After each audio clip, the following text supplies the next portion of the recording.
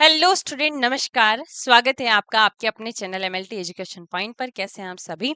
उम्मीद है कि आप सभी स्वस्थ हैं। तो आज की क्लास में हम एक बहुत ही जबरदस्त पैरासाइट के बारे में पढ़ने वाले हैं जिसका नाम है लिशमानिया डोनोवेनी। बहुत इंपॉर्टेंट है, जो ह्यूमन के लिए पैथोजेनिक है, बस वही पैरासाइट हम डिस्कस कर रहे हैं। तो लिशमानिया डोनोवेनी एक बहुत इंपॉर्टेंट और पैथोजेनिक पैरासाइट है जिसके बारे में आज की क्लास में हम डिस्कस करेंगे। तो चलिए देरी किस बात की, शुरुआत करते हैं लिशमानिया डोनोवेनी की। लेकिन उससे पहले हम जब भी कोई पैरासाइट शुरू करते हैं उसका इंट्रोडक्शन और बेसिक चीजें उसकी जरूर समझते हैं। तो आज हम सबसे पहले, क्योंकि ये एक नया पैरासाइट है, अभी तक जो हम पढ़ रहे थे आपके, हमने क्या पढ़ा, अगर फ्लैजिलेट्स की बात करें तो जो इंटेस्टाइनल फ्लैजिलेट्स है, जेनाइटल फ्लैजिलेट्स है, उनके बारे में पढ़ा। लेकिन ये एक हीमोफ्लैजिलेट्स है, यानी कि ये ब्लड एंड टिश्यू में प्रेजेंट होता है। तो जैसे अगर प्रीवियस क्लास पर चले, थोड़ा सा मैं आपको बेसिक समझाऊं, तो फ्लैजिलेट्स में हमने क्या देखा, फ्लैजिलेट्स क्या है, ये प्रोटोजोआ ही है। तो ये जो प्रोटोजोआ है, जो कि फ्लैजिलेट्स होते हैं, जिनमें फ्लैजिल्ला प्रेजेंट होते हैं, इनकी मोटिलिटी फ्लैजिल्ला के द्वारा होती है। फ्लैजिल्ला क्या होते हैं, आई होप आपको पता होगा अच्छे से।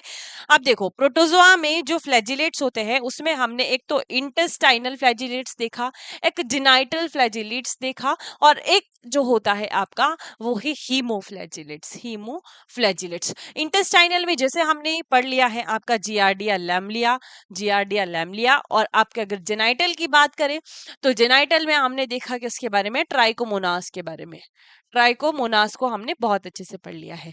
अब बारी आती है आपके हीमोफ्लैजिलेट्स की। तो हीमोफ्लैजिलेट्स में आप दो पैरासाइट पढ़ते हैं, एक आप पढ़ते हैं लिशमानिया डोनोवेनी और एक आप पढ़ते हैं ट्रिपेनोसोम्स। ठीक है, ये दो पैरासाइट्स हम पढ़ेंगे हीमोफ्लैजिलेट्स में। तो आज की क्लास की शुरुआत हमारी हीमोफ्लैजिलेट्स से हो रही है और आज हम लिशमानिया डोनोवेनी के बारे में पढ़ेंगे। अब देखिए, हीमोफ्लैजिलेट्स की अगर आप बात की जाए तो हीमो का मतलब आप समझते ही हैं कि ब्लड, और आप टिश्यू भी ले सकते हैं।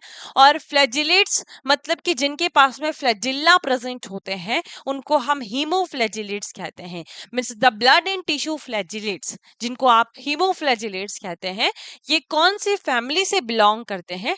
ट्रिपेनोमास्टिडियम। तो फैमिली बहुत जरूरी होती है, हम कौन से फैमिली से बिलोंग करते हैं ये हमारे लिए इंपॉर्टेंट है। वैसे ही इन पैरासाइट, ये पैरासाइट कौन सी फैमिली से बिलोंग करते हैं वो आपको पता होना चाहिए। अब देखिए, ये जो ट्रेपोमैस्टिडिया होता है, ये ट्रेपेनोमास्टिडिया मतलब इसके कितने जेनिरा होते हैं? 6 जेनिरा से ये कंसिस्ट होता है। बट ऐसे पैरासाइट दो ऐसे फ्लैजिलेट्स जो कि इंपॉर्टेंट होते हैं और ह्यूमन के लिए पैथोजेनिक होते हैं और जो हमको भी पढ़ना है, वो है आपका ट्रिपेनोसोमा और दूसरा है आपका लिशमानिया, है ना, जो कि पैथोजेनिक होते हैं ह्यूमन के लिए। इन दोनों पैरासाइट के बारे में हम पढ़ेंगे। तो आज हम शुरुआत किससे कर रहे हैं? आपके लिशमानिया से। ये जो ब्लड एंड टिश्यू पैरासाइट है, ब्लड एंड टिश्यू फ्लैजिलेट्स हैं,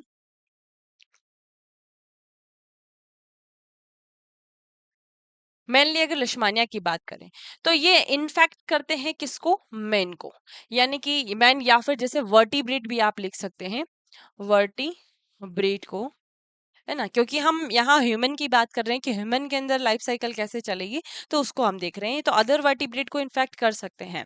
और इसमें एक तो हो गया आपका मैन, जो कि इसका डेफिनेटिव होस्ट होता है, क्योंकि ये जो पैरासाइट है लिशमानिया डोनावेनी, इसके अंदर दो होस्ट होते हैं। ये अपनी लाइफ साइकिल दो होस्ट में कंप्लीट करता है, एक डेफिनेटिव होस्ट और एक इंटरमीडिएट होस्ट।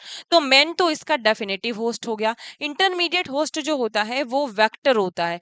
वेक्टर में इंसेक्ट, इंसेक्ट जो फीमेल सैंड फ्लाई होती है, फीमेल सैंड फ्लाई जो होती है, वो इसका इंटरमीडिएट होस्ट होता है।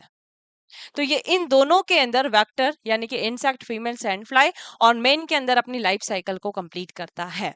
अब देखो, ये इस मेंबर, यानी कि इस फैमिली के जितने भी मेंबर हैं, इन मेंबर के अंदर आपको कुछ चीजें सब में कॉमन मिलेगी, है ना, जो सब में प्रेजेंट होगी। चाहे आप ट्रिपेनोसोमा पढ़ो, चाहे आप लिशमानिया पढ़ो, है ना, आगे पीछे प्रेजेंट हो सकती है, इनकी मॉर्फोलॉजिकल स्ट्रक्चर थोड़ा आगे पीछे हो सकता है, बट ये चीजें आपको सभी में मिलेगी।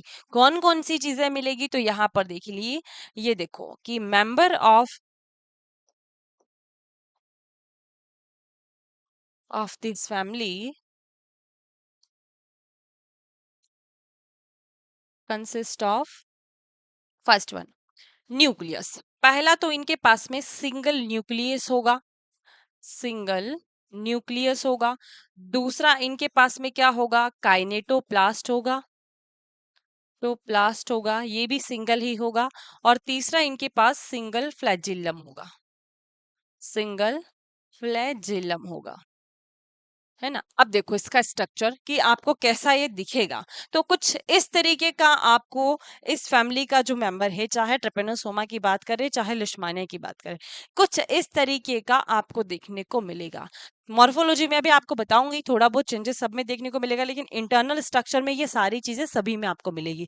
तो कॉमन चीजें हैं, इसीलिए मैं यहाँ पर बता रही हूँ ताकि आपको बार बार दिक्कत ना आए समझने में। देखिए न्यूक्लियस, सिंगल न्यूक्लियस इसके अंदर आपको देखने को मिलेगा। ये रहा इसका सिंगल न्यूक्लियस जो कि पिंक कलर का देखने को मिल रहा है, और इस न्यूक्लियर के अंदर कैरियोसोम प्रेजेंट होता है। काइनेटोप्लास्ट, सिंगल काइनेटोप्लास्ट होगा। ये काइनेटोप्लास्ट जो है वो दो चीजों से मिलकर बना हुआ होता है। एक तो होती है इसमें parabasal body, parabasal body, क्योंकि आगे जाकर हमें यही मॉर्फोलॉजी में पढ़ना है ना। एक तो होगी पैरा बेसल बॉडी, और एक होता है ब्लिफेरोप्लास्ट, ब्लिफेरोप्लास्ट। और ये दोनों आपस में कनेक्टेड होते हैं एक सिंगल थ्रेड जिसको हम फिब्रिल कहते हैं। तो काइनेटोप्लास्ट क्या है, जो कि पैराबैसल बॉडी और ब्लिफेरोब्लास्ट से मिलकर बना हुआ होता है। स्ट्रक्चर पर आइए, न्यूक्लियस के जस्ट पीछे सामने की तरफ आपको दिख रहा है एक, देखो ये बॉडी जैसा दिख रहा है ना, ओवल जैसा। तो ये आपकी पैराबैसल बॉडी होती है। पेराबैसल बॉडी के पीछे ही आपको यहाँ पर एक डॉट लाइक स्ट्रक्चर दिख रहा होगा रेड कलर का। ये देखो ये रेड कलर का देखने को मिलेगा। पेराबैसल बॉडी जो है जब आप स्टेन करेंगे तो वो भी आपको रेड कलर की ही दिखेगी, लेकिन ये ब्राइट रेड दिखेगा आपको। अब देखो ये जो रेड कलर का डॉट लाइक स्ट्रक्चर है इसको हम ब्लिफेरोब्लास्ट कहते हैं। यहीं से आपका जो एक्सोनीम है वो कंटिन्यू होता है। एक्सोनीम क्या है ये हम पिछले क्लास में बहुत अच्छे से समझ चुके हैं। मैंने आपको ट्राइकोमोनाज में भी बताया था कि एक्सोनीम क्या है। तो एक्सोनीम जो है यहीं से आपके ब्लिफेरोब्लास्ट से निकलती है, और आगे जाके देखो यहाँ से फ्लैजिलम भी बनता है। तो ब्लिफेरोब्लास्ट पैराबैसल बॉडी ये दोनों आपस में एक सिंगल थ्रेड जो हमें क्लियर नहीं विजिबल होता है, फिब्रिल के द्वारा आपस में कनेक्टेड होती है, और इन दोनों को मिलाकर हम काइनेटोप्लास्ट कहते हैं। फिर एक सिंगल फ्लैजिलम होता है। ये देखो ये सिंगल फ्लैजिलम आपको यहाँ पर दिख रहा है, ये आपके एक्सोनीम से कंटिन्यू होता है। ये जो सिंगल फ्लैजिलम होता है ना वो यहाँ से देखो, आप अगर देखोगे इसको क्लियर तो ब्लिफेरोब्लास्ट से ही ये कंटिन्यू हो रहा है। लेकिन अगर ये जो फ्लैजिलम है या ये जो मेम्ब्रेन यहाँ से आपको दिखाई दे रही है, ये अगर इसके सरफेस से टच होते हुए इस तरीके से अगर आपको दिखती है तो इसको हम अनड्यूलेटिंग मेम्ब्रेन कहते हैं। आगे जाकर आपको एक और स्ट्रक्चर देखने को मिलेगा जिसमें ये वाली मेम्ब्रेन होगी ही नहीं, ये ऐसा सीधा सीधा प्रेजेंट होगा, है ना। ओवल लाइक स्ट्रक्चर जो होता है जिसका एमस्टिगेट फॉर्म होता है आपके लिशमानिया का, अभी हम देखेंगे उसके बारे में भी। तो ये जो सीधी सीधी लाइन दिखाई दे रही है ये एक्सोनिम, मतलब उस स्ट्रक्चर में आपको फ्लैजेला नहीं देखने को मिलेगा, लेकिन इसमें आपको दोनों तीनों चीजें दिख रही है। देखो इस तरीके की मेम्ब्रेन भी दिख रही है। हो सकता है कि कुछ फॉर्म में, मॉर्फोलॉजिकल फॉर्म में आपको ये वाली मेम्ब्रेन नहीं दिखाई दे और केवल सिंगल फ्लैजिलम दिखाई दे। जरूरी नहीं है कि सब में अनड्यूलेटिंग मेम्ब्रेन होगी, सभी में आपका जो है एक्सोनिम प्रेजेंट होगा। यानी कि एक्सोनिम तो होता है, लेकिन ओनली एक्सोनिम जरूरी नहीं कि सब में ओनली एक्सोनिम हो, फ्लैजिलम नहीं हो। जरूरी ये भी नहीं है कि फ्लैजिलम भी प्रेजेंट हो। मैं ओवरऑल आपको इन सारी चीजों के बारे में बता रही हूँ कि ये आपको स्ट्रक्चर के अंदर मिलेगी। अब जरूरी नहीं है कि सबके अंदर सारी चीजें प्रेजेंट हो। मीन्स न्यूक्लियस तो मिलेगा, पैराबेसल बॉडी भी मिलेगी, काइनेटोब्लास्ट भी मिलेगा। बस बात कहाँ आ रही है, अनड्यूलेटिंग मेम्ब्रेन की और फ्लैजिला की, क्योंकि कुछ ऐसे फॉर्म भी होते हैं इस पैरासाइट के जिसमें आपका फ्लैजिला नहीं होता है और अनड्यूलेटिंग मेम्ब्रेन नहीं होती है। बट जिसमें होती है उसके बारे में भी तो हमें पढ़ना पड़ेगा, इसीलिए इसको समझना तो जरूरी है। क्लियर है। तो ये हो गया एक थीन, आपको सिंगल फ्लैजिला भी इसमें देखने को मिलता है। ये एक बेसिक इंफॉर्मेशन हिमोफ्लैजिलेट्स के बारे में हो गई। अब कुछ और चीजें हैं, यानी कि इसके चार फॉर्म होते हैं। ये जो ट्रिपेनो मैस्टिगोट है आपका, ट्रिपेनो मैस्टिगोट नहीं सॉरी, ट्रिपेनो मैस्टिडिया है। इस फैमिली के जो मेंबर है, मान लीजिए ट्रिपेनोसोमा और लिशमानिया, तो इसकी मॉर्फोलॉजी जब आप देखेंगे ना तो चार फॉर्म में आपको देखने को मिलेगी। अब किसी पैरासाइट की दो फॉर्म में भी मिल सकती है, किसी की एक में भी मिल सकती है, किसी की तीन में भी मिल सकती है, लेकिन मेनली जो इस फैमिली के जो मेंबर है उनके चार फॉर्म होते हैं। यानी कि ट्रिपेनोमैस्टिडिया के चार फॉर्म होते हैं मॉर्फोलॉजिकल। अगर आप इसको स्ट्रक्चर के हिसाब से डिवाइड करेंगे या फिर इसके न्यूक्लियस और फ्लैजिला के पोजीशन के आधार पर अगर डिवाइड करेंगे इसको, तो पहला फॉर्म उसको हम कहते हैं ए मैस्टिगोट। ए मैस्टिगोट जो होता है कुछ इस तरीके का देखने को मिलेगा, जैसा कि अभी मैंने कहा कि देखो जरूरी नहीं हो कि सब में फ्लैजिला प्रेजेंट है। तो ये जो ए मैस्टिगोट फॉर्म होता है इसमें फ्लैजिला नहीं होता है, यानी कि यहाँ पर आपको एक्सोनिम दिखाई दे रही है ना, ये एक्सोनिम है। ये डॉट लाइक स्ट्रक्चर जिसको हमने ब्लेफेरोब्लास्ट कहा, ये यहाँ पर प्रेजेंट है आपकी पेराबेस बेसल बॉडी। ये है आपका न्यूक्लियस, ठीक है, ये न्यूक्लियस है आपका, ये रहा न्यूक्लियस, इसके अंदर आपका प्रेजेंट है काइनेटोप्लास्ट, ठीक है, ये रहा कैरियोसोम प्रेजेंट है, सॉरी। और ये इसकी सेल मेम्ब्रेन होती है, ये बीच में इसका साइटोप्लाज्म है। ये आपका एमास्टिगोट फॉर्म होता है। अब दूसरी बात करेंगे आपके प्रोमास्टिगोट की, तो प्रोमास्टिगेट फॉर्म आपको कैसा दिख रहा है, आपको दिखेगा वो स्पिंडल शेप का, देखो कुछ स्पिंडल शेप का इस तरीके का देखने को मिलेगा, जिसमें फ्लैजिला प्रेजेंट है, इसमें न्यूक्लियस है, इसमें ब्लिफेरोब्लास्ट है। तो ये यहाँ से आपको ब्लिफेरोब्लास्ट से ही आपका फ्लैजिला कंटिन्यू देखना मिलता है, ठीक है। और ये आपका यहाँ पर ये न्यूक्लियस प्रेजेंट होता है, इसमें ये कैरियोसम्स होता है और ये इसकी सेल मेम्ब्रेन होती है, कुछ इस तरीके का आपको देखने को मिलता है स्पिंडल शेप। ये प्रोमेस्टिगोट हो गया, है ना। लेकिन न्यूक्लियस आपको अभी तक दिख रहा है, ये सेंट्रल में प्रेजेंट है, बिल्कुल इसके भी सेंटर में, इसके भी सेंटर में प्रेजेंट है। फ्लैजिला जो है इसके एंटीरियर साइड प्रेजेंट है, इसमें एक्सोनिम देखेंगे तो न्यूक्लियस के एंटीरियर साइड प्रेजेंट है, क्योंकि ये दो ही चीजें मेन देखी जाती है।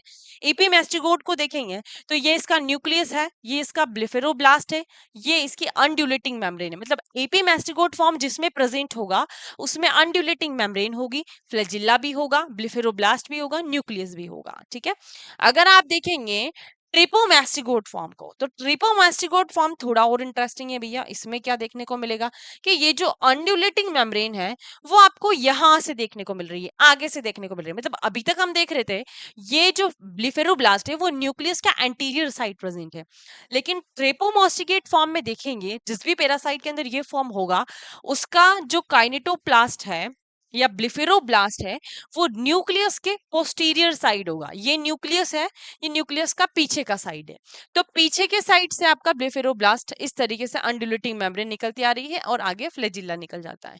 और इधर साइड प्रेजेंट है, मतलब ये एंटीरियर साइड है, ये एंटीरियर साइड है, ये पोस्टीरियर साइड है। तो पोस्टीरियर साइड आपका ब्लेफेरोब्लास्ट है, काइनेटोप्लास्ट किसमें कौन से फॉर्म में होता है, ट्रिपो मैस्टिगोट फॉर्म में होता है। ये चार फॉर्म आपको पैरासाइट के अंदर देखने को मिलेंगे, किसी में दो, किसी में तीन, किसी में एक, लेकिन होंगी जरूर इनमें से ही होंगे, ठीक है। तो ये हो गया आपकी एक बेसिक जानकारी आपके मॉर्फोलॉजिकल स्ट्रक्चर की। अब हम मेन मुद्दे पर आते हैं, और उससे पहले आपको एक चीज जो कॉमन समझनी है कि जो लिशमानिया डोनोवेनी होता है, आप पढ़ने जा रहे हैं लिशमानिया डोनोवेनी, तो इसका क्या है, क्लासिफिकेशन हुआ है जियोग्राफिकल डिस्ट्रीब्यूशन के हिसाब से, मतलब कि ये कहाँ पर प्रेजेंट है, कहाँ पर पाया जाता है उसके हिसाब से। तो जो लिशमानिया अमेरिका के जो मैन लिशमानिया जहां पर अमेरिका में पाया गया है उसको हम न्यू वर्ल्ड लिशमानियासिस कहते हैं, अमेरिका में, ओनली अमेरिका। उसके बाद रेस्ट ऑफ द वर्ल्ड की अगर आप बात करेंगे, जैसे अफ्रीका है, इस जगह पर आपको ज्यादा ओल्ड वर्ल्ड लिशमानियासिस देखने को मिलेगा।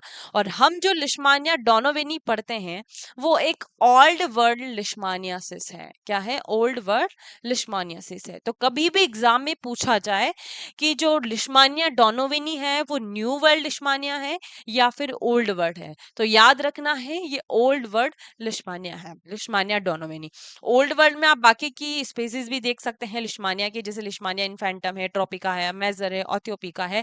न्यू वर्ल्ड में आप देखेंगे तो ब्राजीलियंसिस कॉम्प्लेक्स है, लिशमानिया मैक्सिकेना है, चागासी है, पुरवीना है ना, ये सब आपके न्यू वर्ल्ड के अंदर आते हैं। ये जियोग्राफिकल डिस्ट्रीब्यूशन यानी कहाँ पाया गया है उसके हिसाब से ही ये आपको अमेरिका में देखने को मिलेगा।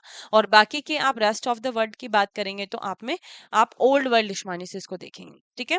तो हमें याद रखना है हमारे लिशमानिया डोनोवेनी को, जो कि ओल्ड वर्ल्ड लिशमानियासिस है। चलिए अब फाइनली स्टार्ट कर ही लेते हैं हमारे लिशमानिया डोनोवेनी की कहानी। तो इसकी कहानी की शुरुआत कहाँ से होती है, लिशमानिया डोनोवेनी इसका नाम कहाँ से रखा गया, कैसे रखा गया, उसके बारे में भी बात करेंगे, उसकी चिंता आप मत कीजिए। देखिए, लिशमानिया डोनोवेनी एक प्रोटोजोआ है, एक प्रोटोजोआ है, ये तो आपको पता ही है। ये एक हेमोफ्लैजिलेट से, ये भी हमने देखा,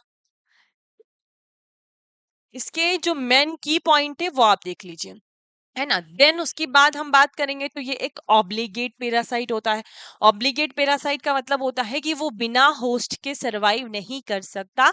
इसको अपने लाइफ साइकिल कंप्लीट करने के लिए, जीवित रहने के लिए, सरवाइव करने के लिए होस्ट की जरूरत होती है। तो एक दूसरा पॉइंट हो गया, ऑब्लिगेट पैरासाइट होता है, ऑब्लिगेट पैरासाइट। और ये इंट्रासेल्यूलर होता है। क्या होता है? इंट्रा सेल्यूलर पैरासाइट होता है, इंट्रासेल्यूलर पैरासाइट होता है। इंट्रासेल्यूलर का मतलब होता है कि ये सेल के अंदर प्रेजेंट होता है। जैसे कि अगर हम बात करें वर्टिब्रेट या ह्यूमन को ले लीजिए, तो ह्यूमन के अंदर ये कहाँ पर पाया जाता है? ह्यूमन के अंदर अभी हैबिटेट भी देखेंगे, लेकिन एक बेसिक इंफॉर्मेशन में यहाँ पर आपको बता रही हूँ कि इन reticulo endothelial system, reticulo endothelial system,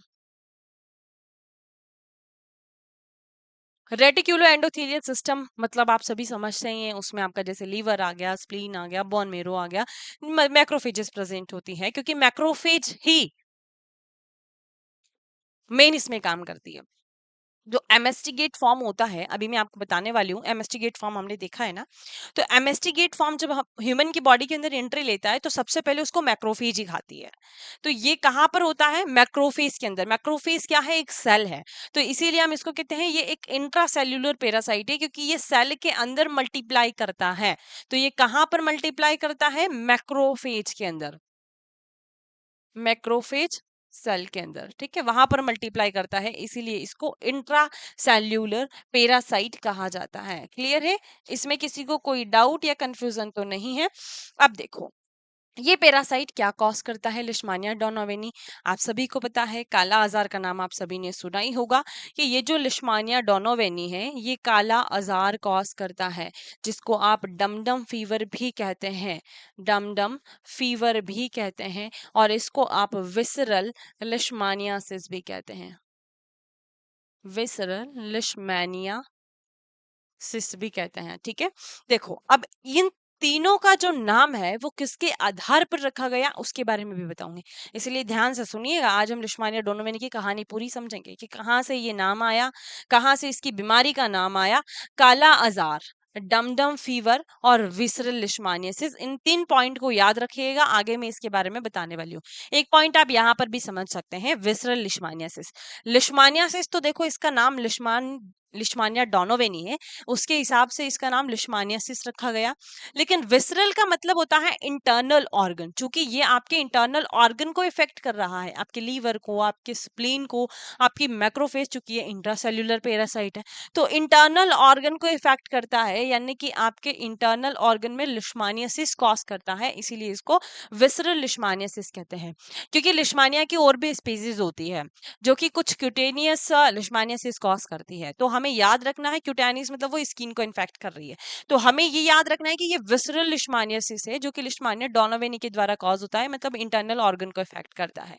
अगर डमडम फीवर की बात करें और काला आजार की बात करें, तो काला आजार सिम्टम्स के आधार पर रखा गया है कि जब सबसे पहले इस पैरासाइट को ऑब्जर्व किया गया था जिस पेशेंट के अंदर, मतलब उसकी जो स्किन है वो पूरी डार्क हो गई थी। तो काला का मतलब आप समझते हैं यहाँ पर ब्लैक, ब्लैक है ना, और आजार का मतलब होता है फीवर, तो ब्लैक फीवर उसको हो गया था, तो उसको हम कहते हैं काला आजार। डमडम फीवर जो है, या दमदम फीवर भी इसको कहते हैं, या डमडम फीवर भी कहते हैं।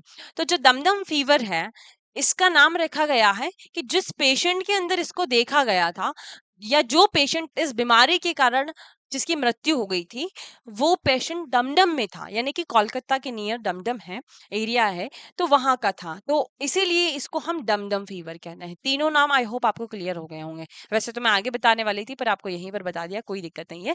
चलिए, तो ये पॉइंट आई होप आपको क्लियर हो गए होंगे। अब हम चलते हैं इसकी हिस्ट्री के पास, है ना।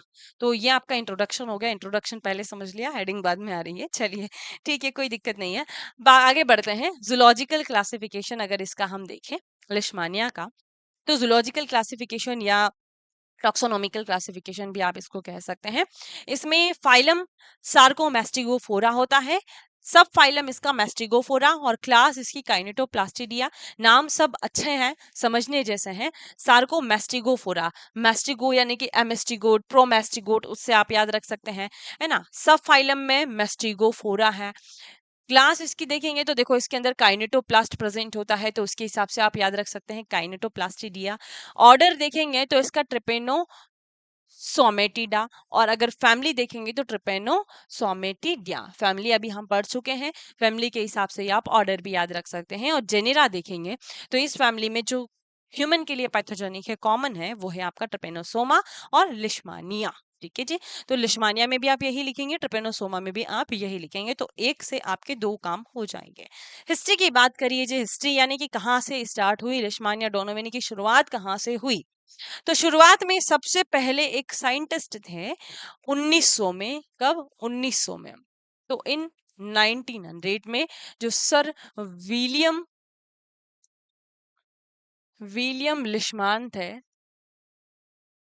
विलियम लिशमान थे, इन्होंने इस पैरासाइट को सीन किया, यानी कि इन्होंने पैरासाइट को सीन किया। किसके अंदर? Parasite seen in spleen, spleen of soldier. किसके अंदर? सोल्जर, है ना। तो एक सोल्जर था जिसकी मृत्यु हो गई थी इस पैरासाइट के कारण, इन्फेक्शन के कारण, लिशमानियासिस के कारण, काला आजार के कारण, डमडम फीवर कह सकते हैं, उसके कारण। तो ये जो सोल्जर है, इसके स्प्लीन में इन्होंने इस पैरासाइट को सीन किया था, ऑब्जर्व किया था।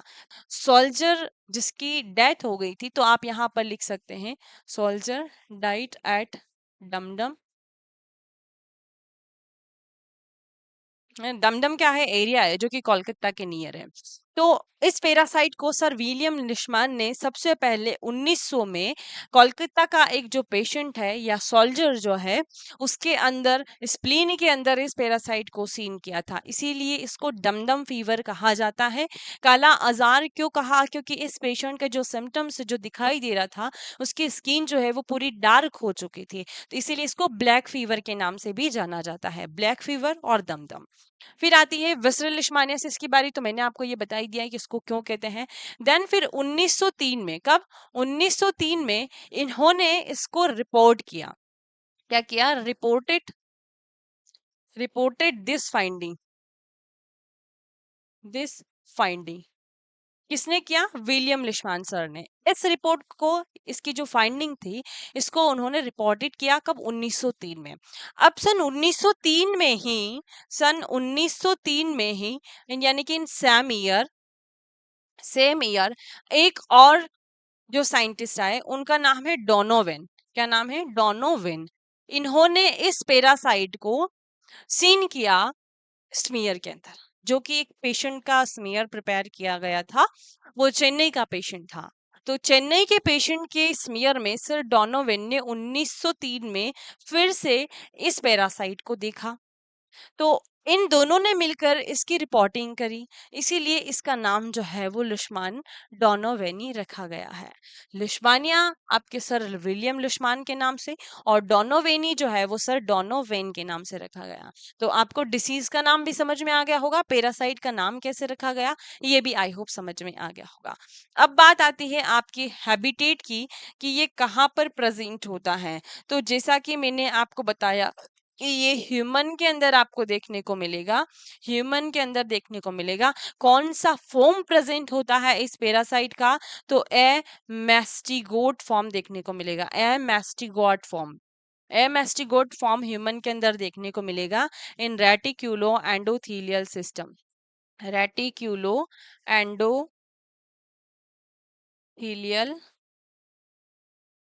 सिस्टम, है ना। उसमें आप लिख सकते हैं यहाँ पर जैसे कि बॉन मेरो, लीवर, स्प्लीन। किसको इन्फेक्ट करता है? ये आपके लीवर को, बोन मेरो को, स्प्लीन को, एंड आपके जैसे अदर ऑर्गन को भी इन्फेक्ट कर सकता है, अदर ऑर्गन को भी कर सकता है, स्किन है, लिम्फ नोड है, लेकिन मेन जो है वो आपके लीवर, स्प्लीन, बोन मेरो, यानी कि जो मैक्रोफेजेस सेल होती है उसको ये इन्फेक्ट करता है। तो ह्यूमन के अंदर एमास्टिगेट फॉर्म प्रेजेंट होता है, जो कि कहाँ से आता है वो अभी हम लाइफ साइकिल में देखेंगे। समझ में आ गया आपको? इसकी हिस्ट्री भी समझ में आ गई होगी और इसका हैबिटेट भी समझ में आ गया। अब बात आती है है जी इसकी मॉर्फोलॉजी की। तो मॉर्फोलॉजी जो है इसकी दो फॉर्म में एग्जिट होती है। कौन से फॉर्म में, कितने फॉर्म में? दो फॉर्म में। मॉर्फोलॉजी इसकी टू फॉर्म में होती है। अब मैंने आपको कितने फॉर्म बताए थे? चार फॉर्म बताए थे। अब उस चार फॉर्म में से आपकी लिशमानिया डोनोवेनी की मॉर्फोलॉजी कौन से दो फॉर्म में एग्जिट होती है? पहला एमास्टिगोट और दूसरा प्रोमास्टिगोट। जो फर्स्ट के जो है वो दोनों ही आपकी लिशमानिया डोनोवेनी की मॉर्फोलॉजी होती है। तो देखो इसकी जो मॉर्फोलॉजी है वो दो फॉर्म में होती है। एक होता है एमास्टिगोट, एमास्टिगोट, और एक होता है प्रोमास्टिगोट, प्रोमास्टिगोट। जो एमास्टिगोट फॉर्म होता है वो ह्यूमन के अंदर प्रेजेंट होता है, ह्यूमन के अंदर प्रेजेंट होता है, जो कि डेफिनेटिव होस्ट होता है इस पैरासाइट का। डेफिनेटिव होस्ट का मतलब क्या होता है? आप सभी समझते ही हैं कि जहां पर ये मल्टीप्लाई करेगा, डेफिनेटिव होस्ट होता है, जहां मतलब कि ये जिसके अंदर आपका पैरासाइट मल्टीप्लाई करेगा, जहां इन्फेक्शन कॉज करेगा, है ना। फिर प्रोमास्टिगोट फॉर्म की अगर बात करें तो प्रोमास्टिगेट फॉर्म जो है वो वेक्टर के अंदर प्रेजेंट होता है। वेक्टर कौन सा है? मैंने आपको बताया ही था, इंसेक्ट जो कि फीमेल सैंड फ्लाई होती है, फीमेल सैंड फ्लाई होती है, ठीक है। सैंड फ्लाई का नाम क्या है? सैंड फ्लाई का नाम है फ्लीबोटॉमस एर्जेंटिपस। क्या नाम है? फ्लीबोटॉमस एर्जेंटिपस। तो इसका नाम आप लिख लीजिएगा क्योंकि साइंटिफिक नाम जो है कई बार प्रेजेंट मतलब कई बार पूछा जाता है। अब देखो ये जो इंसेक्ट सैंडफ्लाई है इसके अंदर जो प्रोमास्टिगेट फॉर्म प्रेजेंट होता है ये इसके सलाइवा में प्रेजेंट होता है ना, जहां से ये आपके किसी भी ह्यूमन किसी भी वर्टिब्रेट को बाइट करती है और इस प्रोमास्टिगेट फॉर्म को ह्यूमन के अंदर डाल देती है। तो फिर ये प्रोमास्टिगोट जो है वो एमास्टिगोट में कन्वर्ट होता है ह्यूमन के अंदर, जो कि डेफिनेटिव होस्ट होता है ह्यूमन इसका। ये ह्यूमन के अंदर कहाँ पर जाती है? क्योंकि मैक्रोफेज इसको इंगल्फ कर लेती है, तो ये इसका एमास्टिगोट फॉर्म जो है वो मैक्रोफेज के अंदर प्रेजेंट होता है। अब इसकी मॉर्फोलॉजी देखिए। जो एमास्टिगेट फॉर्म होता है, एमास्टिगेट फॉर्म होता है, वो कैसा दिखाई देता है? देखो एमास्टिगोट फॉर्म जो है वो इंट्रासेल्यूलर यानी कि सेल के अंदर प्रेजेंट होता है। तो आप ये भी लिख सकते हैं यहाँ पर, ये इंट्रासेल्यूलर होता है। साइज शेप स्ट्रक्चर की अगर आप बात करें तो ये राउंड और ओवल होता है ना। और इसकी साइज की बात करें तो इसकी साइज जो है वो 3 से 5 माइक्रोमीटर की होती है। देखिए इसका स्ट्रक्चर भी मैं आपको बताती हूँ। कुछ इस तरीके का आपको देखने को मिलता है आपका एमास्टिगोट फॉर्म। एमास्टिगोट फॉर्म में आपको एक सिंगल न्यूक्लियस दिखाई दे रहा है। तो जो न्यूक्लियस है, न्यूक्लियस कैसा देखने को मिलेगा आपको? राउंड देखने को मिलेगा। और कलर कैसा होगा? And stand pink. यानी कि जब आप इसको जिम्सा स्टेन से, लिशमान स्टेन से या फिर राइट स्टेन से स्टैन करेंगे, क्योंकि इसमें जो स्टैनिंग होती है वो आपकी यही स्टैनिंग यूज होती है, चाहे आप एमास्टिगेट फॉर्म देख रहे हो चाहे आप प्रोमास्टिगेट फॉर्म देख रहे हो। तो स्टैंडिंग भी आप यहाँ पर लिख सकते हैं कि आप किस कौन सी स्टैंडिंग से स्टैन करेंगे। तो Wright stain, Wright stain, Leishman stain और जिम्सा स्टेन, जिम्सा स्टेन। ठीक है, इन स्टेनिंग से आप देखेंगे इन पैरासाइट्स की मॉर्फोलॉजी को। ठीक है, तो न्यूक्लियस आपका राउंड और स्टेन पिंक देखने को मिलेगा। आपका बिल्कुल सेंटर में न्यूक्लियस प्रेजेंट होता है। साइटोप्लाज्म अगर आप देखेंगे तो साइटोप्लाज्म जो है इसका कवर्ड होता है एक मेम्ब्रेन से, covered by thin membrane.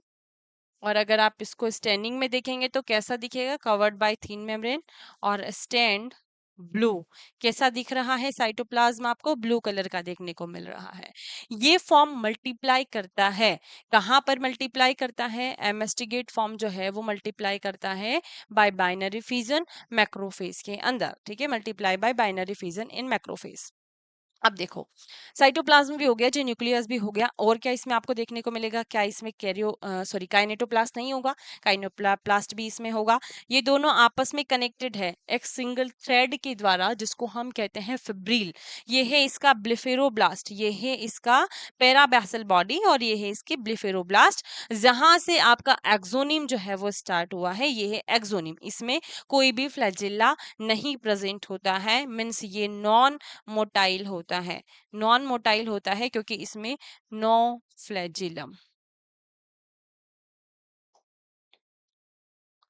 No flagellum present. Axoneme इसमें प्रेजेंट होता है, ब्लिफेरोब्लास्ट भी होता है, और पैराबेसल बॉडी भी होती है, जिसको आप काइनेटोप्लास्ट कहते हैं।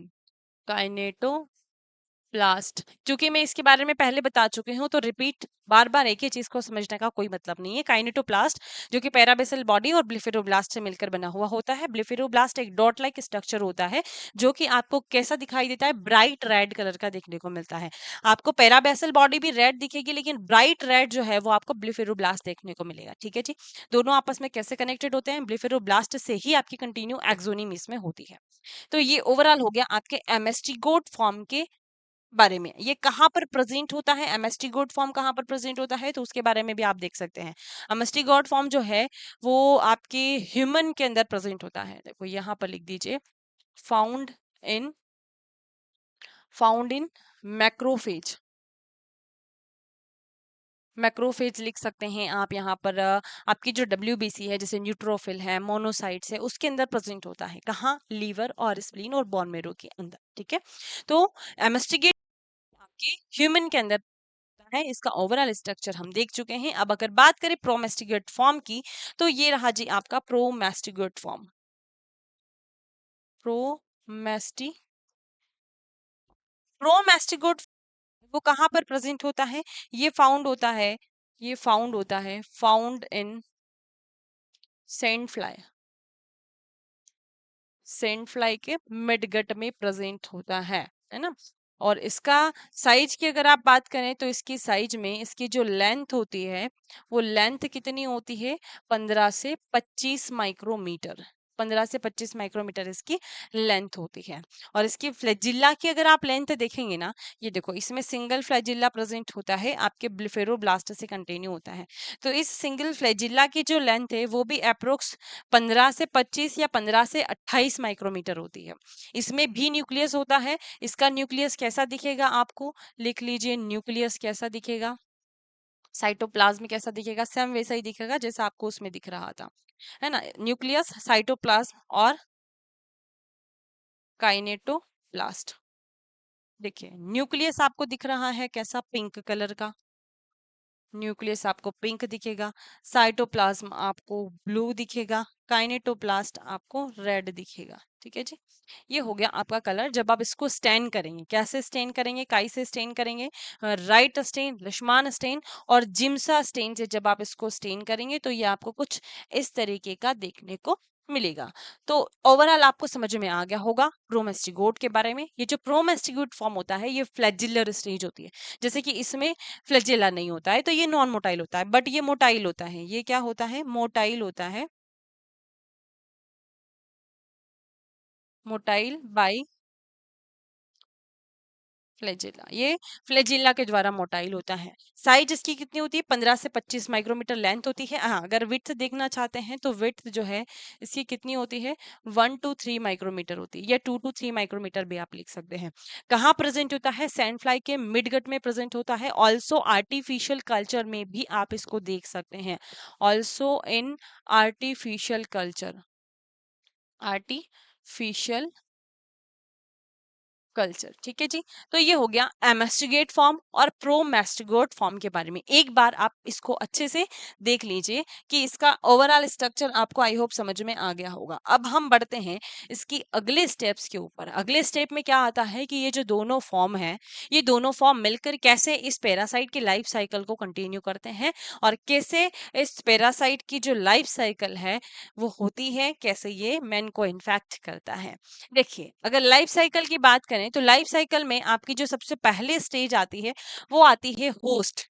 है ना, कि इसमें एक होस्ट होता है, दो होस्ट होता है, यानी कि इसकी जो लाइफ साइकिल है वो दो होस्ट में कंप्लीट होती है, जैसा कि अभी हमने बताया। तो पहला होस्ट तो हो गया आपका डेफिनेटिव होस्ट, डेफिनेटिव होस्ट, और एक हो गया इंटरमीडिएट होस्ट, इंटरमीडिएट होस्ट, है ना। तो जो डेफिनेटिव होस्ट है, डेफिनेटिव होस्ट कौन है इस पैरासाइट का, वो है ह्यूमन। और इंटरमीडिएट होस्ट कौन है, वो है सैंड फ्लाई, है ना। सैंड फ्लाई कौन सी है, आप याद रखिएगा, फीमेल सैंड फ्लाई। और फीमेल में इसका अगर आप साइंटिफिक नाम याद रखेंगे तो उसका साइंटिफिक नाम जो होता है वो है फ्लीबेटोमस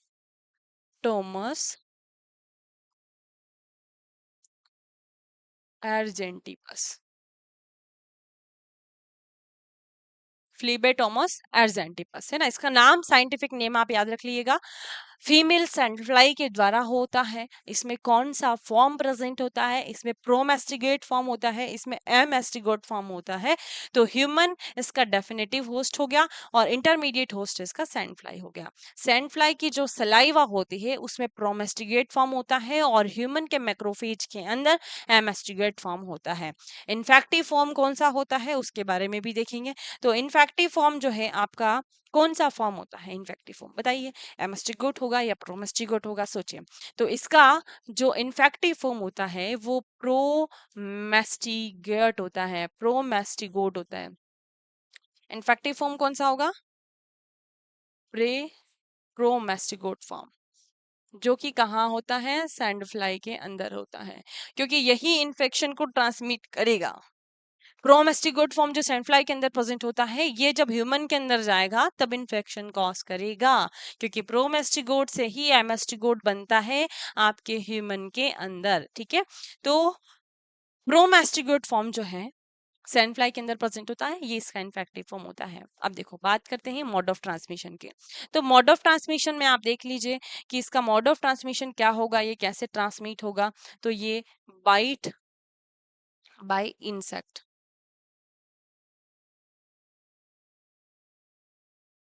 सैंड फ्लाई, है ना। यहाँ आप वेक्टर लिख लीजिएगा, क्योंकि ये क्या है, सैंड फ्लाई एक वेक्टर है ना, वेक्टर जो कि इन्फेक्शन को ट्रांसमिट करते हैं। तो इन्फेक्शन ह्यूमन को कैसे होगा, कि जब सैंड फ्लाई जो है वो बाइट करेगी किसी भी ह्यूमन को और वो प्रोमेस्टिगेट फॉर्म को पंक्चर करके ह्यूमन की स्किन को और प्रोमेस्टिगेट फॉर्म को उसके अंदर डाल देगी, है ना। तो इस तरीके से पेशेंट को इन्फेक्शन होता है। या फिर दूसरा, मदर टू फीटस भी हो सकता है, मदर टू फीटस भी हो सकता है। तीसरा, बाय ब्लड ट्रांसफ्यूजन भी हो सकता है, by blood transfusion, blood transfusion हुआ। एमस्टिगोट फॉर्म जो है वो पर्सन के अंदर प्रेजेंट है, वही ब्लड अगर चढ़ा दिया तो एमस्टिगोट फॉर्म उसको अंदर भी चला जाएगा और उसी के अंदर वही प्रोसेस चलेगी जो इसके अंदर चल रही थी, ठीक है। तो इसमें इसका जो मोड ऑफ ट्रांसमिशन है वो ये होता है। लेकिन यहाँ पर ऑर्गेनिक मटेरियल्स जो है, ऑर्गेनिक मटेरियल का कलेक्शन जिन हाउस में ज्यादा होता है और पोर वेंटिलेशन होता है, वहां पर इन्फेक्शन को मतलब होने के चांसेस ज्यादा रहते हैं।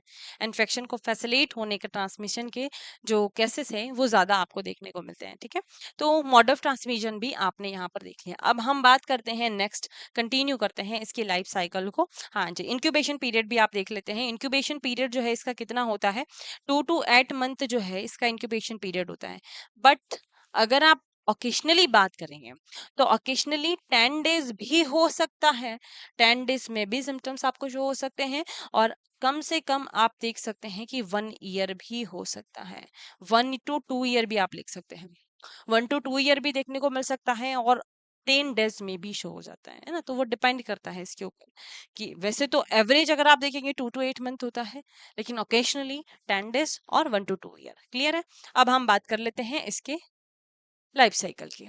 तो लाइफ साइकिल में देखो शुरुआत कहाँ से होती है, शुरुआत होती है, देखो मैं इस लाइफ साइकिल को आपको बाद में बताऊंगी, पहले हम एक लाइफ साइकिल बनाकर और फिर देखते हैं, ताकि आपको सारी चीजें अच्छे से समझ में आ जाए। देखो, इन्फेक्शन कहाँ से शुरू होता है, तो हम मैं जैसा भी बना रही हूँ स्ट्रक्चर, हाँ, आप उस पर हंसिएगा मत बस, क्योंकि ये आपको समझाने के लिए बनाया जा रहा है केवल। ये मान लीजिए आपका एक मैन है, ठीक है। और एक सैंड फ्लाई यहाँ पर बना लेते हैं। ये सैंड फ्लाई है ना? तो सैंड फ्लाई के अंदर क्या प्रेजेंट है? इसकी जो सलाइवा है, उस सलाइवा में प्रोमेस्टिगोट फॉर्म प्रेजेंट है। क्या प्रेजेंट है? प्रोमेस्टिगोट फॉर्म। डायग्रामेटिकली हम समझेंगे तो ज्यादा आपको अच्छे से समझ में आएगा। इसके जो सलाइवा है, इसमें प्रोमेस्टिगोट फॉर्म प्रेजेंट है। ये एक वेक्टर है, फीमेल सैंड फ्लाई है। तो जब इसने बाइट किया ह्यूमन को, तो इसने क्या किया? स्किन को पंक्चर करके, चूंकि इसके क्या है कि इसको ब्लड मिल में दिक्कत आ रही थी, वो चुभ रहा था पैरासाइट जो इसके अंदर प्रेजेंट था। तो इसने सोचा कि मैं किसी को काट लूं और उसके अंदर वो छोड़ दूंगी ताकि मैं आराम से अपना जीवन व्यतीत कर सकती हूँ। तो सैंड फ्लाई ने प्रोमेस्टिगेट फॉर्म जो है, किसी को बाइट किया और ह्यूमन के अंदर छोड़ दिया। अब ह्यूमन के अंदर एंट्री ले चुका है आपका एमास्टिगोट फॉर्म। कौन सा फॉर्म? सॉरी, प्रोमेस्टिगोट फॉर्म है ना। तो प्रोमेस्टिगोट फॉर्म जो है वो कैसा प्रेजेंट है? स्पिंडल शेप का प्रेजेंट है। एक मिनट, हाँ, देखो इस तरीके का प्रेजेंट है, स्पिंडल शेप। और ये पीछे इस तरीके से आपका फ्लैजिल्ला निकला हुआ है। और ये इसमें एक न्यूक्लियस है, एक ब्लेफेरोब्लास्ट है और एक आपकी पेराबैसल बॉडी है। ये इसी तरीके का आपका क्या है? प्रोमेस्टिगोट फॉर्म है। अब ये एंट्री ले चुका है किसी ह्यूमन के अंदर। अब ह्यूमन के अंदर क्या क्या है? ह्यूमन के ब्लड को अगर आप देखेंगे, ह्यूमन के ब्लड को अगर आप देखेंगे तो इसके ब्लड में आपको क्या क्या देखने को मिलेगा? देखिए, ये आपकी ब्लड वेसल्स है ना। तो ये आपकी ब्लड के अंदर एंट्री ले चुका है। अब यहाँ पर रेड सेल्स भी प्रेजेंट है, यहाँ पर और भी दूसरी बहुत सारी सेल्स प्रेजेंट है ना। ये देखिए, लेकिन हम चलते हैं आपकी मैक्रोफेज के ऊपर, क्योंकि मैन तो यही है भैया जो कि आपके इसको इनगल्फ करेगी। तो मैक्रोफेज भी यहाँ पर घूम रही है। अब मैक्रोफेज का काम क्या होता है? क्योंकि ये फेगोसिटिक सेल है, तो फेगोसिटिक सेल का काम होता है फेगोसाइट करना। कोई भी गलत चीज आपकी बॉडी के अंदर आती है, ये उसको इनगल्फ कर लेती है। इसके अंदर जो लाइसोसोम प्रेजेंट होता है, ये उसको खत्म कर देता है। तो वो सेल वहीं पर मर जाती है और दूसरी सेल आपकी इन्फेक्टेड नहीं होती है। तो ये काम आपके मैक्रोफेज का होता है। तो मैक्रोफेज समझदार बनकर यहाँ पर भी आएगी कि मैं तुरंत इस प्रोमास्टिगोट फॉर्म को इनगल्फ कर लेती हूँ और खत्म कर देती हूँ। लेकिन होता क्या है, देखिए, ये आपका जो इन्फेक्टिव फॉर्म है, वो इन्फेक्टिव फॉर्म को इनगर्व कर लेती है मैक्रोफेज। तो एक और नई मैक्रोफेज बनाते हैं जिसने इनगर्व किया हुआ है किसको? आपके इस प्रोमेस्टिगोट फॉर्म को। तो ये तो हो गया इसका खुद का न्यूक्लियस। और दूसरा हम बना लेते हैं यहाँ पर इसका प्रोमेस्टिगोट फॉर्म। चलो न्यूक्लियस का कलर चेंज कर देते हैं, प्रोमेस्टिगोट फॉर्म। ये देखिए, ये जैसा भी बनाया है आप देख लीजिए, ये प्रोमिस्ड गॉड फॉर प्रेजेंट है। अब देखो इसके अंदर बेचारा लाइसोसोम भी है, तो लाइसोसोम ने सोचा कि मैं इसको मार दूंगा। लेकिन ये इतना स्ट्रांग है, चूंकि ये इन्फेक्टिव फॉर्म है, तो इन्फेक्टिव फॉर्म तो पूरी तैयारी के साथ आता है, इन्फेक्शन फैलाना है उसको। तो ये उसके लाइसोसोम को ही खत्म कर देता है। तो लाइसोसोम इसके ऊपर काम नहीं कर पाता है। तो लाइसोसोम के ऊपर ये अपना काम कर देता है, लाइसोसोम इसके ऊपर अपना काम नहीं कर पाता है। तो बेचारी मैक्रोफेज इन्फेक्टेड हो जाती है। अब मैक्रोफेज के अंदर क्या होता है? इसका मल्टीप्लिकेशन शुरू हो जाता है। क्या होता है? एमेस्टिगोट फॉर्म जो है वो, सॉरी, प्रोमेस्टिगोट फॉर्म जो है वो एमेस्टिगेट फॉर्म में बदल जाता है ना। ये बदल गया आपका, स्पिंडल शेप से बन जाता है आपका एमेस्टिगोट फॉर्म। ठीक है, ये एमास्टिगोट फॉर्म बन गया। यानी कि यहाँ पर क्या होगा? ट्रांसफॉर्मेशन हो गया। समझ रहे हैं आप चीज को? यानी कि इसको इनगर्फ किया, पैरासाइट को इनगर्फ किया, इनगर्फ बाय मैक्रोफेज। कौन सा form? Promastigote. Promastigote engulf by macrophage. Macrophage ने इसको इनगर्फ किया। देन फिर क्या हुआ? मैक्रोफेज ने इनगर्फ करने के बाद यहां से देखिए, मैक्रोफेज जो है यानी कि प्रोमेस्टिगोट जो है वो आपका एमेस्टिगोट में ट्रांसफॉर्म्ड हो गया। प्रोमेस्टिगोट से क्या बन गया? एमेस्टिगोट बन गया। एमेस्टिगोट बनने के बाद ये अपना मल्टीप्लिकेशंस जो है वो इसके अंदर स्टार्ट कर देगा। तो यहाँ पर क्या होगा? मल्टीप्लिकेशन स्टार्ट हो जाएगा बाय बाइनरी फिजिक्स के द्वारा। तो ऐसे आपके यहाँ पर बहुत सारे एमेस्टिगोट फॉर्म बन जाएंगे। देखिए, एमएस्टिगोट फॉर्म बहुत सारे बन गए। अब क्या होगा कि ये जो इन्फेक्टेड मैक्रोफेज है, ये अब इन्फेक्टेड मैक्रोफेज बन चुकी है, एमएस्टिगोट फॉर्म इसमें आ गया है।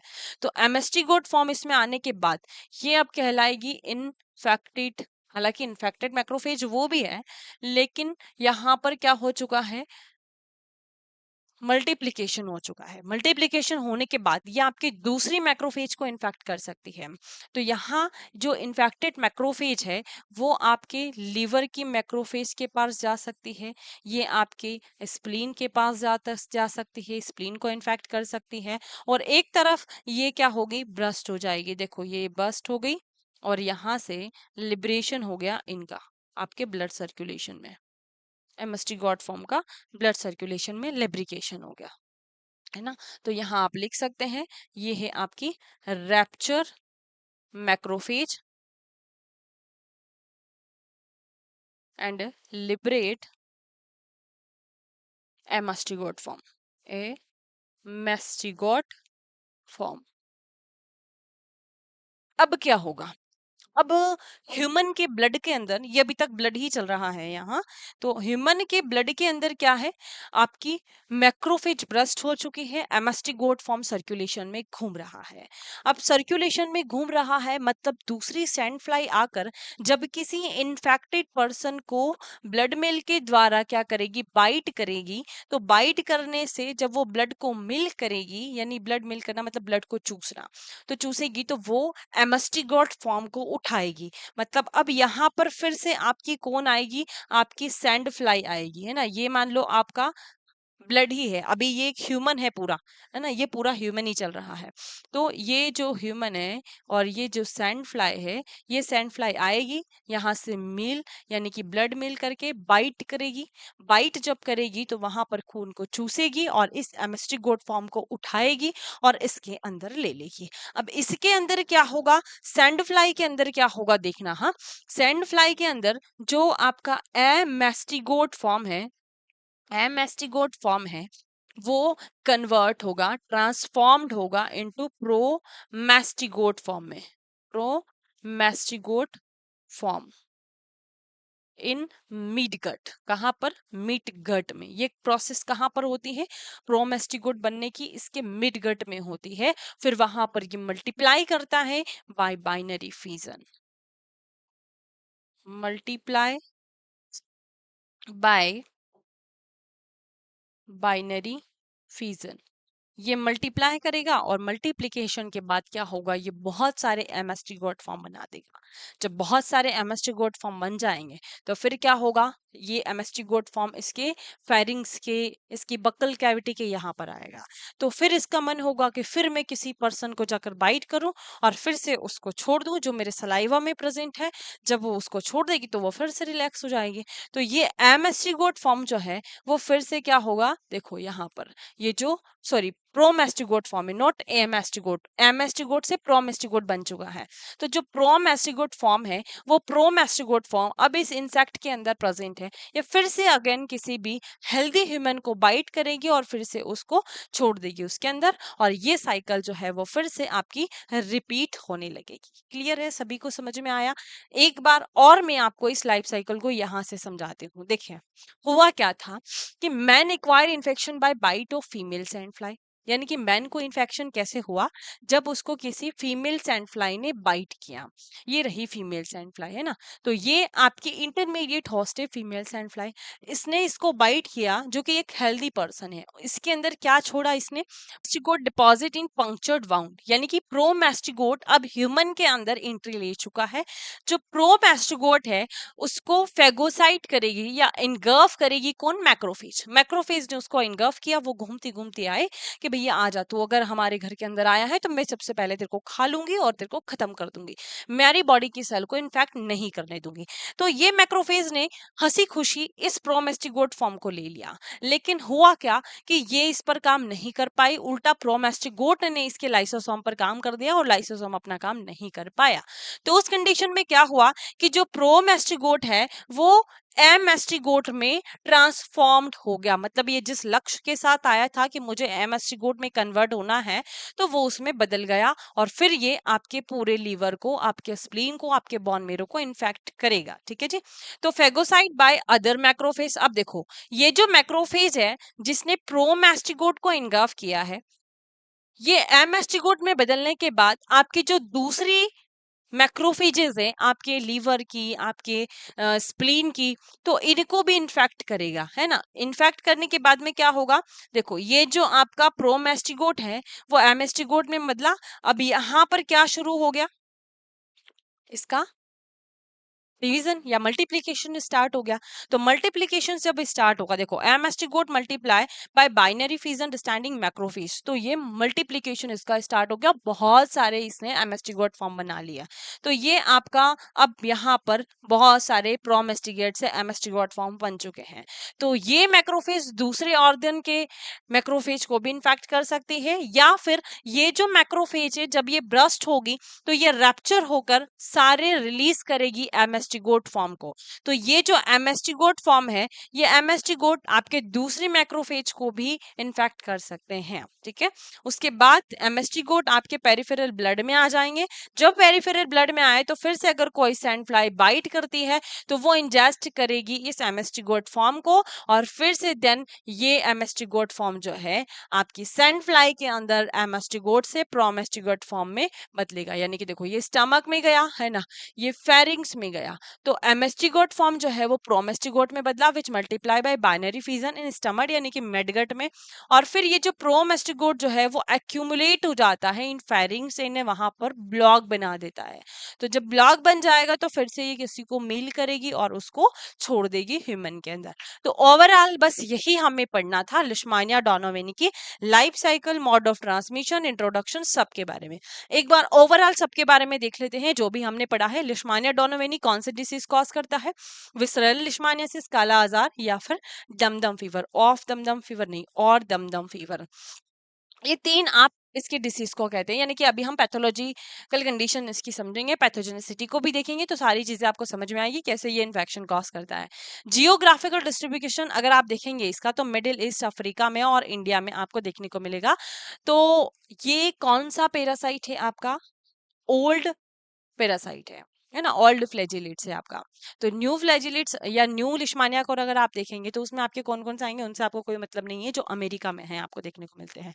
फिर देखते हैं वेक्टर। तो वेक्टर इसमें कौन सा होता है, फ्लीबोटैमस एरजेंटिपस, एरजेंटिपस है यहाँ, एरजेंटिपस है ना, फ्लीबोटैमस एरजेंटिपस, ये डबल डबल यहाँ पर लिख दिया देखो, फ्लीबोटोमस एरजेंटिपस, ये आपको याद रखना है। रिजर्वियर इसमें कौन होता है, ह्यूमन, यानी कि जो होस्ट होता है आपका डेफिनेटिव होस्ट। ट्रांसमिशन कैसे होता है, ट्रांसमिशन जो है इसका ट्रांसमिशन जो है वो कैसे होता है, mode of transmission by bite of sand fly, है ना।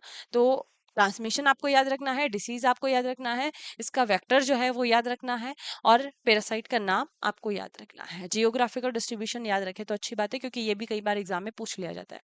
तो ओवरऑल यही हमें पढ़ना था लिशमानिया डोनोवेनी के बारे में। फिर अगली क्लास में हम पैथोजेनिसिटी और लेबोरेटरी डायग्नोसिस को डिस्कस करेंगे। चलिए मिलते हैं अगली क्लास में अगले टॉपिक के साथ। Thank you.